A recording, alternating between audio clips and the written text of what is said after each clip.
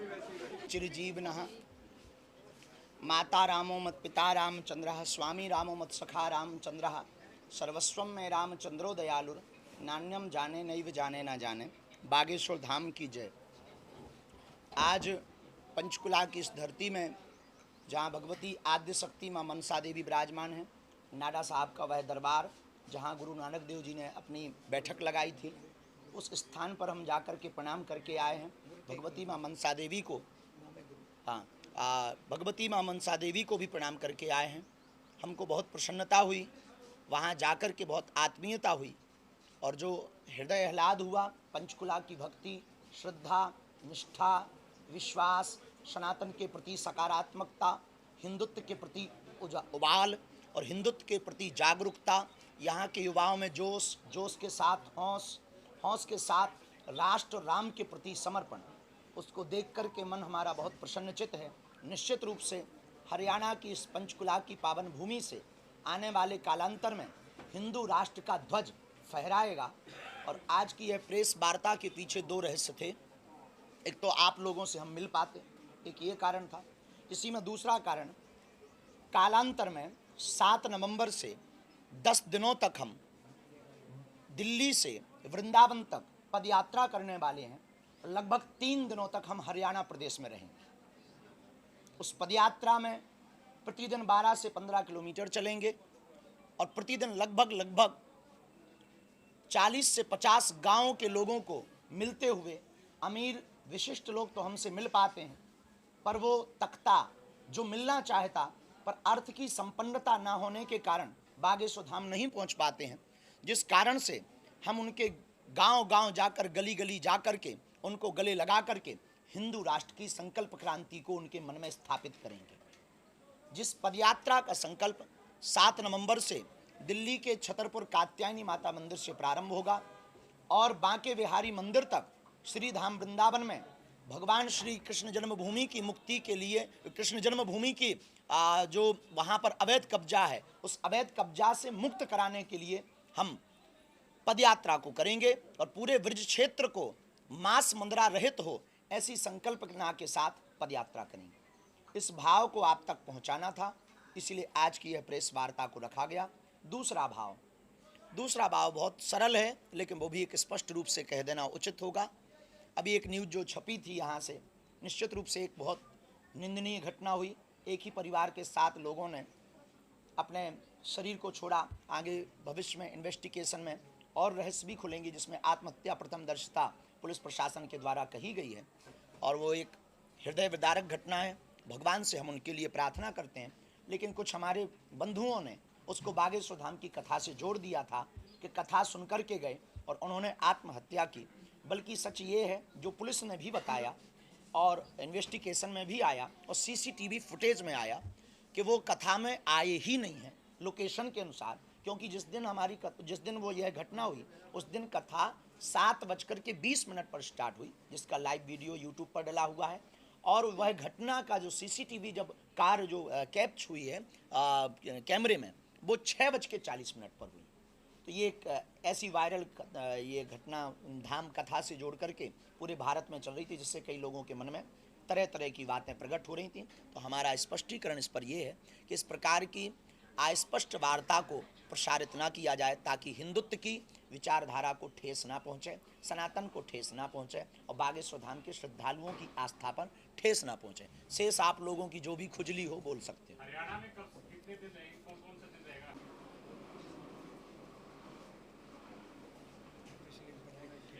लगभग 3 दिन रहेंगे और 7 तारीख से प्रारंभ होंगे, तो 2-3 दिन तो हम यूपी प्रवेश करेंगे और इसके बाद में फिर हरियाणा आ जाएंगे। ये होडल होते हुए आगे का रास्ता हमारे। हाँ, पंजाब का भी किया है प्लान शास्त्री जी की? भविष्य में पंजाब में, पश्चिम बंगाल में, दोनों प्रदेशों में हमारा विचार है, क्योंकि हिंदुत्व की आवश्यकता यहाँ बहुत ज़रूरी है, सनातन की आवश्यकता बहुत ज़्यादा ज़रूरी है। सब हमारे अपने हैं, सब हमारा परिवार है, इसमें किंचित मात्र संदेह नहीं है। लेकिन हलीउल्लाह वालों की बढ़ती हुई ताकतें, बढ़ता हुआ धर्मांतरण देश को खोखला कर रहा है, जिस कारण से देश, हमें लगता है कुछ क्षेत्र भारत के ऐसे हैं जो भारत से नहीं चलते हैं। विदेश में बैठी हुई शक्तियों में जो भारत को तोड़ने की संकल्पना को लेकर बैठे हैं, उनके द्वारा चल रहे हैं। इसलिए हम पंजाब भी जाएंगे। आपने बात कही कि विदेशी ताकतों का अड्डा बन चुका है पंजाब नहीं, पंजाब, पश्चिम बंगाल और भारत के कुछ ऐसी जगह हैं जो विदेशी ताकतों का अड्डा है। केवल पंजाब नहीं, बहुत सारे। बात कर रहे हैं, आप कहते हैं कि हिंदू राष्ट्र बनना चाहिए, लेकिन तो आप क्या आप जो ये कह रहे हैं, इसके पीछे भाव आपका क्या है? देखिए, हिंदू राष्ट्र हम भी चाहते हैं और कहीं ना कहीं ऑफ कैमरा आप भी चाहते होंगे। ऑन कैमरा हो सकता है आपका कर्म है, पर इस देश को ही हिंदू राष्ट्र नहीं बनाया जाएगा तो किसको बनाया जाएगा? जहां 80% हिंदू हैं उसे हिंदू राष्ट्र नहीं बनाया जाएगा तो क्या बांग्लादेश को बनाया जाएगा? जहां 1947 में मजहब के नाम पर बंटवारा हो चुका है, एक अलग भूमि उन्हें दी जा चुकी है, अब बचे हुए शेष टुकड़े को, भारत को हिंदू राष्ट्र नहीं बनाया जाएगा तो क्या बांग्लादेश को बनाया जाएगा? दूसरा, इसके पीछे हमारी संकल्पना ये है, रहें सब, सबको रहने का अधिकार है। दुबई में सभी मजहब के लोग रहते, सभी संस्कृति के लोग रहते, सभी कल्चर के लोग रहते, पर फर्स्ट प्राथमिकता उनकी इस्लाम धर्म को है। वैसे ही भारत में सब रहें, पर फर्स्ट प्राथमिकता कम से कम हिंदुओं को हो। जहां 80% से ज़्यादा हिंदू हैं तो उनको प्राथमिकता हो, यही है। और दूसरी बात, कम से कम भारत हिंदू राष्ट्र होगा तो पहलगांव वाली घटना करने के पहले कोई विचार तो करेगा, कोई छेड़ेगा तो छोड़ा नहीं जाएगा। जो धर्मांतरण के लिए बार-बार जो दूसरे समुदाय हैं वो पैसा भी दे रहे हैं, तो इस मुहिम को रोकने के लिए कोई आप... देखिए, पहले तो कारण जानना होगा कि धर्मांतरण हो क्यों रहा। शिक्षा और स्वास्थ्य। और पंजाब और कुछ प्रदेश ऐसे हैं जहां पर तीसरा कारण है विदेशी लालच, कि हम आपको वीज़ा देंगे, हम आपको पीआर देंगे, हम आपको विदेश ले जाएंगे, काम देंगे। इस नाम पर भी धर्मांतरण हो रहा। दूसरा कारण शिक्षा, घटती हुई शिक्षा। इस देश में जो है दारू सस्ती है, शिक्षा महंगी है। ये सबसे बड़ा दुर्भाग्य। दारू सस्ती है पर शिक्षा महंगी है। इस देश में दवाएं महंगी हैं, दवाएं महंगी हैं, लेकिन जो है भैया, अब किसी को कहेंगे तो बड़ा बुरा लगेगा। तो इसमें 3 सबसे मुख्य कारण हैं: शिक्षा, स्वास्थ्य और जागरूकता। जागरूकता की कमी, शिक्षा की कमी, उच्च स्तर पर स्वास्थ्य की कमी, इनको अगर सुधार किया जाएगा तो निश्चित रूप से धर्मांतरण रुकेगा। इसके लिए एक सर्वोत्तम सॉल्यूशन हमने निकाला है, मंदिरों को आस्था के केंद्र के साथ साथ आरोग्य का केंद्र बनाया जाए। बागेश्वर धाम पर हमने शुरू किया, कहते नहीं हैं, करके ही हम कहते हैं। हम तो कैंसर हॉस्पिटल बनवा रहे हैं, तुम्हारी भूमिका है कुछ? पदयात्रा, जगह जगह जन जागृति, लोगों से संवाद, सनातन के प्रति जागरूकता, हमारी सनातन संस्कृति के प्रति निष्ठता, बहुत कट्टरता के साथ अपने तर्क, सिद्धांत, वैदिक परंपरा के सिद्धांत, और जिन सिद्धांतों पर धर्मांतरण रोका जा सकता वो केवल बातों से नहीं, क्रियान्वयन करके। और क्रियान्वयन में यही है स्वास्थ्य, शिक्षा और एक दूसरे में प्रेम बांटना। जात पात की करो विदाई, हम सब हिंदू भाई भाई। हिंदी बताइए, हमारी अंग्रेजी बहुत तेज है।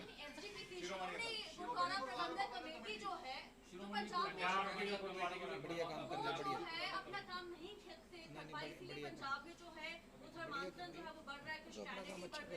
अच्छा काम कर। हमने उसके बारे में हमें बहुत ज़्यादा पता नहीं। पहली बात तो हम आपको ये बता दें। दूसरी बात, हमें जहाँ तक लगता है ये यात्रा आपकी कितने समय तक रहेगी? आप कंटिन्यू करते रहिए। धर्मांतरण जो हो रहा है सर, पंजाब में उसकी बात कर रहे हैं कि धर्मांतरण जो है वो बढ़ रहा है पंजाब में खासतौर पर, उसको लेकर आप कैसे क्या देखते हैं? देखिए, ये सबसे बड़ा कष्ट है इस देश का, जो नासूर बनकर के आया है, वो है हलीउल्लाह। और पीएफआई फंड के द्वारा विदेशी ताकतें इस देश में कुछ जगहों पर अपना अड्डा बनाकर कुछ लोगों की सांठगांठ और सत्ता के भी कुछ लोगों की सांठगांठ के साथ धर्मांतरण को बढ़ावा मिल रहा है। हमारी सबसे बड़ी कमी है कि जो इस देश के हिंदू हैं, रिचिस्ट हिंदू हैं, अगर वो पुअरेस्ट हिंदुओं को सपोर्ट करने लगे तो धर्मांतरण रुक जाएगा। महाराज जी, आप कहते हैं कि शिक्षा अच्छी नहीं मिल रही है, दवाइयाँ नहीं मिल रही है, लोगों को वीजा दिया जा रहा है, पर पंजाब सरकार कह रही है कि पंजाब सरकार जो है वो पंजाब में फ्री एजुकेशन दे रही है, अच्छे हॉस्पिटल दे रही है, युवाओं को बाहर नहीं जाने दे रही, यहीं पे रोजगार दे रही है। देखिए, जिसका पेट भरा होगा वो दूसरी जगह पे चोरी करके क्यों गोलगप्पे खाएगा? अगर वो कहीं चोरी करके खाना खा रहा, तो इससे ये सिद्ध होता है या तो फूड पॉइजन हो रहा है, या फूड की क्वालिटी ठीक नहीं है, या फिर केवल जो है बातों में फूड परोसा जा रहा है, प्लेटों में नहीं।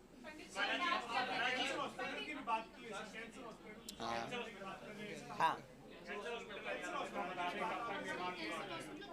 बागेश्वर धाम पर 23 फरवरी को देश के यशस्वी माननीय प्रधानमंत्री जी ने अपने हाथों से शिलान्यास भूमि पूजन करके एक नई क्रांति की इस देश में। अब तक भारत में अस्पतालों में मंदिर थे। हमारा जो सपना था जो पूर्ण होने जा रहा, अस्पताल में मंदिर नहीं, अब मंदिर में अस्पताल होगा। है तो मल्टी स्पेशलिटी, पहले कैंसर ही चला लें, क्योंकि हमारे क्षेत्र में कैंसर पेशेंट ज़्यादा हैं, पहले वही ठीक हो जाएं, फिर जहाँ चढ़ावा ज़्यादा आएगा, कुछ आप सहयोग कर दोगी तो फिर मल्टी स्पेशलिटी की तरफ चले जाएंगे, फिर और चढ़ावा आएगा तो मेडिकल बना देंगे।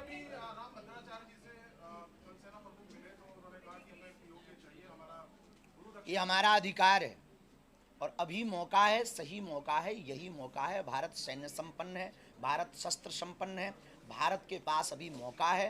पूरे वर्ल्ड से भारत को सिंपैथी के साथ सहयोग भी मिल रहा है। तो अंतर्राष्ट्रीय मानक अधिकार के तहत अगर भारत अभी कोई भी एक एक्शन ले तो निश्चित रूप से पाक अधिकृत कश्मीर को प्राप्त किया जा सकता है। अभी वर्तमान में थोड़ी तो चूक हुई है, ऐसा हमें लग रहा है। हुआ जा सकता था, पर जो हुआ वो बेहतर हुआ। हमने घर में घुस करके मारा, ऐसा आज तक भारत के इतिहास में पूर्व में हुआ, पर ऐसा नहीं हुआ कि 300 किलोमीटर भीतर जा करके मारा।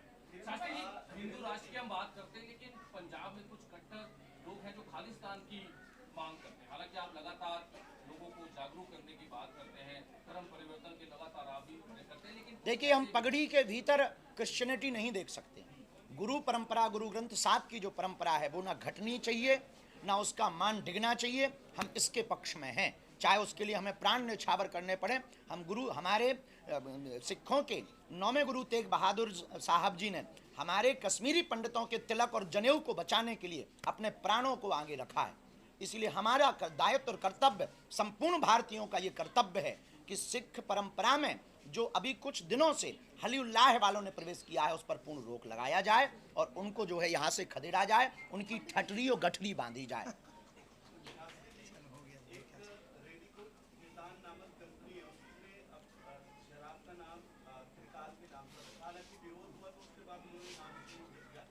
अब जब चेंज ही कर लिया तो कहने की जरूरत ही क्या है। देखिए, हमको कई बार बड़ी हंसी इस बात पे आती है कि हिंदुत्व में ये सबसे बड़ी दिक्कत है कि बाकी देखना तुम, हमारा सभी मजहब के प्रति सम्मान है, हम किसी भी मजहब के विरोधी नहीं, हम हिंदुत्व के सिर्फ कट्टर हैं।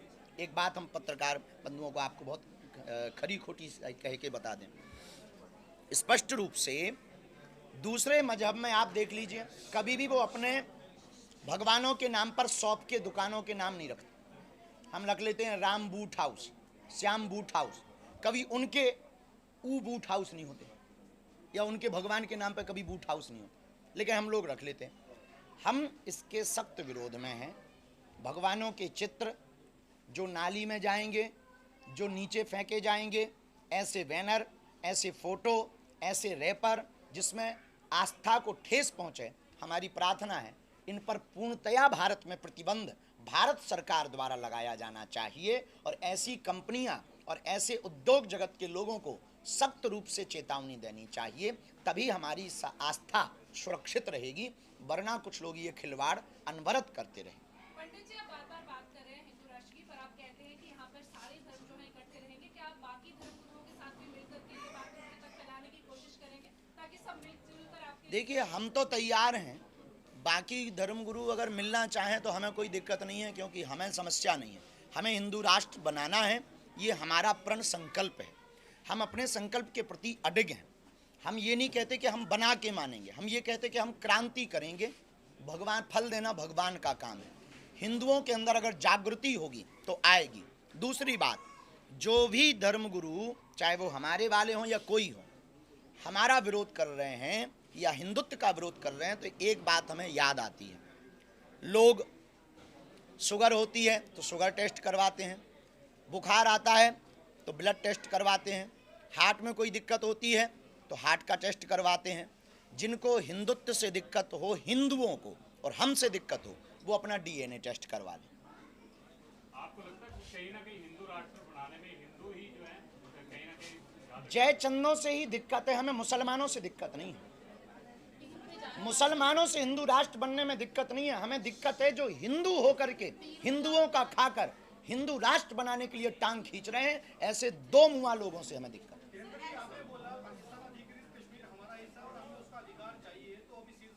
अगर हम सरकार में होते तो हम ले आते।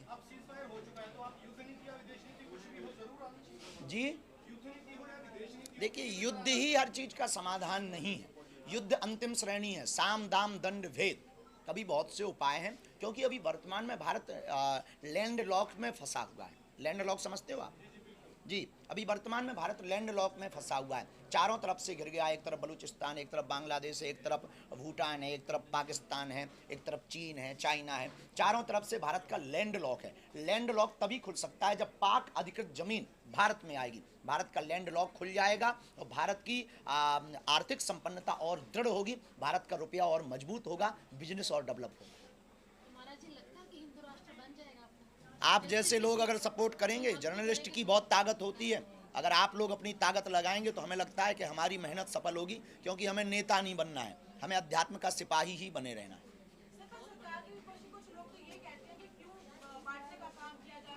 नहीं, हिंदू राष्ट्र बांटने का काम नहीं है, जोड़ने का काम।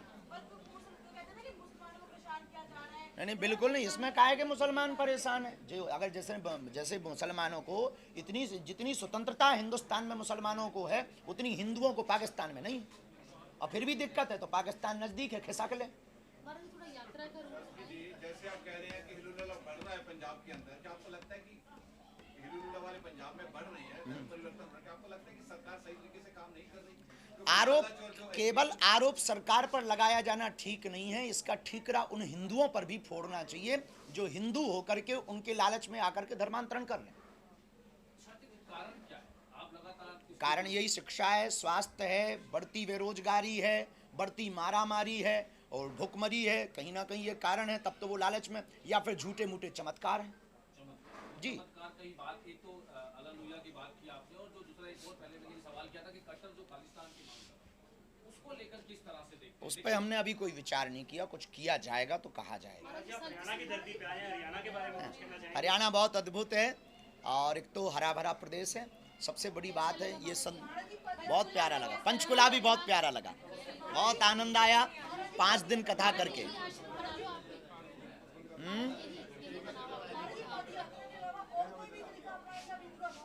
अभी तो पदयात्रा ही सफल हो जाए, फिर बहुत उपाय किए जा सकते हैं। पहले अभी ये 2 विषय हैं, एक हॉस्पिटल का कि जल्दी से जल्दी भगवान की कृपा से हॉस्पिटल बन जाए और ये पदयात्रा निर्विघ्न सफल हो जाए।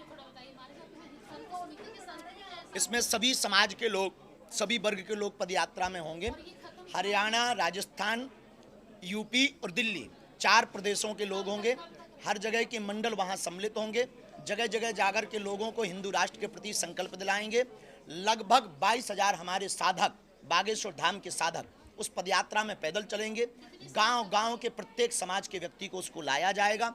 10 दिनों तक पदयात्रा चलेगी। प्रतिदिन लगभग 12 किलोमीटर की दूरी तय की जाएगी, क्योंकि हमें आंदोलन नहीं करना है, लोगों को आंदोलित करना है। इस पदयात्रा में आंदोलित करने के लिए लोगों को प्रेरित किया जाएगा। वह इस पदयात्रा में जगह जगह बैठक करके विछड़े व पिछड़े लोगों को गले लगाकर जो भेदभाव, ऊंच नीच, छुआछूत की लड़ाई है, उस लड़ाई को मिटाने के लिए लोगों को प्रार्थना की जाएगी।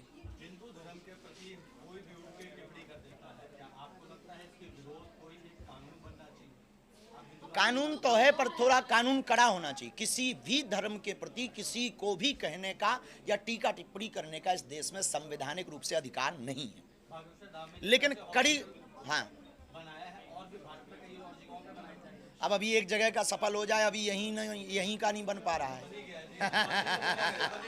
अबे कहा भगवान कृपा कर दें, सबके जोड़ जोड़ करके एक एक ईंट जोड़ करके बनवा रहे हैं। अब ऐसा आकलन तो नहीं है, पर 1-1.5 लाख तो होंगे ही होंगे। खर्चा आप दे दो।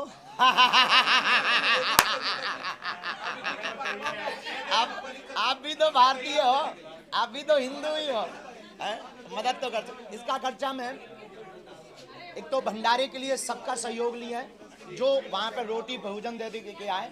अर्थ का सहयोग नहीं चाहिए, अर्थ का सहयोग नहीं। राशन पानी दे दें, वहीं से राशन बना के दे दें, इतने में काम चलाएंगे। बाकी जो साधक आएंगे वो अपनी खुद की व्यवस्था करेंगे अथवा बागेश्वर धाम परिवार करेगा।